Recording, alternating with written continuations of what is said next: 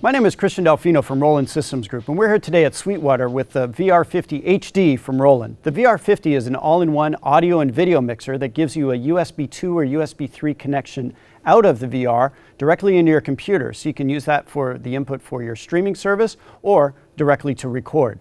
So, starting with the inputs on the back of the VR-50, you can see that we have just about every type of contemporary video interface that you're going to need. We have 4 SDI that will take standard definition, high definition, meaning your 720 or 1080i, and then we also support 3G SDI, which is 3 gigabit per second SDI, which will allow you to do a full 1080p over SDI. Then we have 4 HDMI inputs, and those HDMI inputs will take all of your video resolutions as well as any computer resolutions, so you can plug in your Macs and your PCs directly into the HDMI inputs. Also, we still support composite inputs. We have 2 composite inputs on the back, so if you're in a facility where you're transitioning slowly from standard def to high def, you can get the VR-50 now, use your existing equipment, and then add HD equipment as your budget grows. Also, we have 2 RGB component inputs, and that allows you to connect legacy equipment like older computers that you want to plug in analog, and also HD video over analog component inputs. On the audio input side, we have 4 combo jack inputs, which will accept 1/4-inch inputs, but they're also full XLR mic pre's with individually selectable 48-volt phantom power. And we also have an additional 8 line level inputs that you can connect all different types of devices to.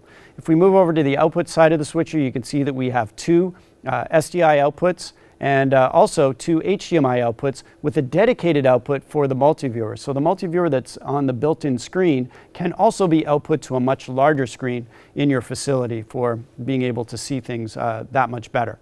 Also, we have balanced analog audio outputs where we have XLR, and then we also have RCA pin on the back. And then of course there's the USB 3 port that you see here, and this also supports USB 2 cables, and that will allow you to connect directly to your computer and stream. And this is a class compliant driver. So you plug it into just about any Windows PC or Mac PC, it will just show up as a webcam and become available to any type of service that can use a webcam. So really, really easy, very straightforward. And this is the world's first device that supports USB 3, allowing you to do up to 1080p over USB. So let's take a look at the VR-50 and how it's organized. You can see that we have this beautiful, large touchscreen interface monitor that gives us also a multi-view of all of our different sources that are coming in. We have our video mixer section, and then we also have our audio mixer section over here. So operating this is really, really easy. First thing you need to do is choose your inputs. As we discussed, we have all different types of inputs on the back of the console. So here's where you would choose whether you're using an SDI input, HDMI, composite, or RGB on inputs 1 and 2. Then inputs 3 and 4 have a choice of SDI or HDMI. And what's great about the VR-50 is you don't have to lock your sources to be the same resolution as what we're outputting from the mixer. You can mix and match any combination of input sources and resolutions, and the VR-50 will scale those and allow you to mix those different resolutions together and output them to a common resolution. But what's nice about being able to choose these sources is you can have all 12 inputs connected, and they're just in the background, just change which ones you want on the fly, making it really, really flexible. Once you have your inputs assigned, then you want to do your mixing. So we've made this really simple. No complicated T-bars or buses or anything like that. Just simply choose the transition type that you want. Right now we have a mix selected.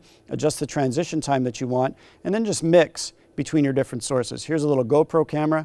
Here's a little HD camera, and then we have our computer input coming in as well, and then we can go back between different camera sources. So mixing is easy. You want to do a cut to do faster transitions, you can do that. And then if you'd like to get into some special effects kinds of things, you're able to move between these different wipe patterns. So lots and lots of flexibility for what you can do for mixing, and again, it's really, really easy. One other cool feature, just touch the touchscreen on the top, and that will pull up your video and allow you to mix that way as well. So couldn't make it any easier than that.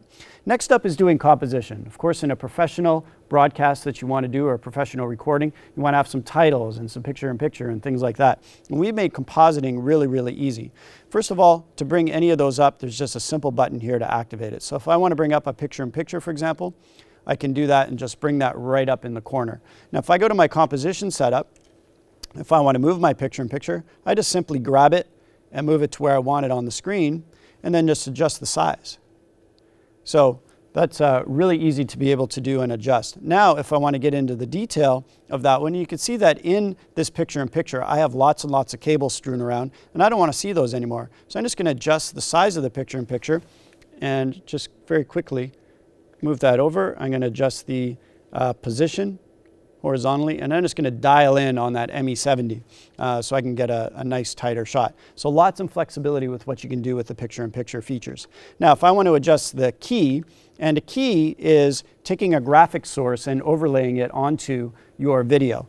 So what I have here, I'm going to bring it up full screen first, is a computer input. And that computer input is just coming from a PowerPoint. You can use Apple Keynote. If you have higher end software like a ProPresenter or some of those types of softwares, they will work as well. But this is just a simple graphic that's created with a black background.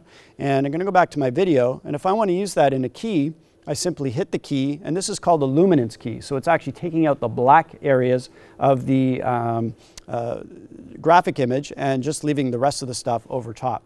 So really easy to be able to do that. And then, of course, several churches want to know how can they take words from the songs that the worship band is playing and put those over top of video or other images. Well, very simply, just being able to do something like this. This is just black background, white words on top, and using the luminance keyer to be able to do this. Now, if you want to get really fancy with it, we can do some moving graphics with this as well. So I've just created in PowerPoint just a little moving set of graphics, and we'll bring this up. Our bug will spin around and go. Up will come the gradient, and then up will come the title. So you can do all kinds of really cool motion graphics using the keyer and just using the computer as an input source. Next up is a still key, and if you want to do a little station ID bug, you can see down there in the bottom right-hand corner, just like a professional TV show that you see on network television, you're able to bring that up. And that's being generated by a still image that I've loaded in from the USB key. So I can load 4 still images into the VR-50, and I can also capture the output of the VR-50 and use that as a still image as well. One other feature with a still image is I do have a user logo that I can load or a freeze. And if I hit the user logo, you can see another one that I've loaded up. So I can use this to do transitions or a station ID or something before the broadcast that I want to do. I can just have this logo up and ready to go. So that's the video mixing section. You can see that's really, really easy to be able to get around. When I go over to the audio mixing side, I have my 4 faders here are for the microphone preamps that are on the back. Now it works just like you would expect a digital console to work. You hit the setup button and up pops up your channel strip for that input. So on inputs 1 through 4, they are microphone preamps, so I can adjust fan and power. I have a solo bus, so I can hear any of my sources directly to my headphones before I actually engage it and take it.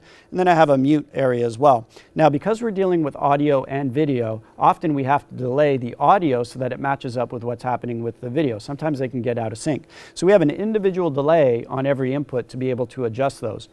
Also, we have a dedicated Aux bus. So if you want to create a different mix to go to your streaming output than what's going to your main outputs, you have the ability to do that using the aux that's built in to the VR-50HD. Also, we have a 3-band EQ with a high-pass filter, and then we have dynamics as well. So we have a gate and a compressor on these first 4 inputs. You're going to get really great sound shaping capabilities when you're using your microphones right in there on channels 1 through 4. Let's go to channels 5 through 12, and these are stereo pairs, and these can either be the line inputs that are coming in the back, or I can take the audio that's embedded in HDMI or the audio that's embedded in SDI. And to do that, I simply hit the setup button. I would choose input as video, and then as I bring up the video track on this fader, we can now hear the video, the audio coming from the HDMI embedded audio.